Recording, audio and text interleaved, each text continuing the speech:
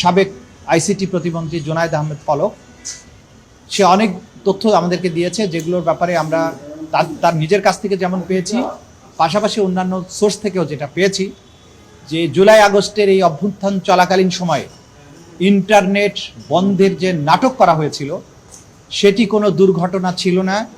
খায়ের tower বা কোন টাওয়ারে আগুন লেগেছে এগুলোর কোনো ব্যাপারই ছিল না। সেখানে সে স্বয়ং স্বীকারোক্তি দিয়ে বলেছে বা নিজে স্বীকার করেছে যে এই ইন্টারনেট তদানীন্তন প্রধানমন্ত্রী এবং এই মামলাগুলোর প্রধান আসামি শেখ হাসিনার নির্দেশে সরাসরি প্রধানমন্ত্রীর কাছ থেকে নির্দেশনা আসার পরে তথ্য প্রতিমন্ত্রী নির্দেশ দিয়ে আইআইজি ইন্টারন্যাশনাল ইন্টারনেট গেটওয়ে, এই গেটওয়েদের একটা হোয়াটসঅ্যাপ গ্রুপ খোলা হয়। সেই গ্রুপে সরাসরি নির্দেশ দেওয়া হয় ইমিডিয়েটলি ইন্টারনেট শাটডাউন করো, এবং তাদেরকে এটা এনশিওর করতে বলা হয় যে করার পরে আবার জানাও যে ইট ইজ ডান।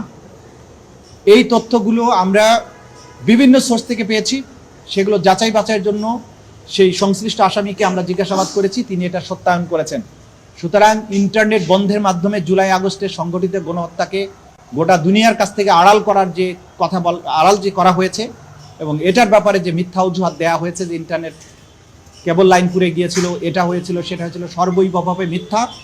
সম্পূর্ণ প্রধান যে নিউক্লিয়াস শেখ হাসিনা, তার নির্দেশে, তার পরবর্তী কমান্ডার জুনায়েদ আহমেদ পলকের পরবর্তী নির্দেশে এই ইন্টারনেট প্রোভাইডার যারা আছে, বিটিসিএল আছে এবং বাংলাদেশ সাবমেরিন কেবলস পিএলসি, এরাও চিঠি দিয়ে জানিয়েছে যে তারা কার কার নির্দেশে এটা বন্ধ করেছে।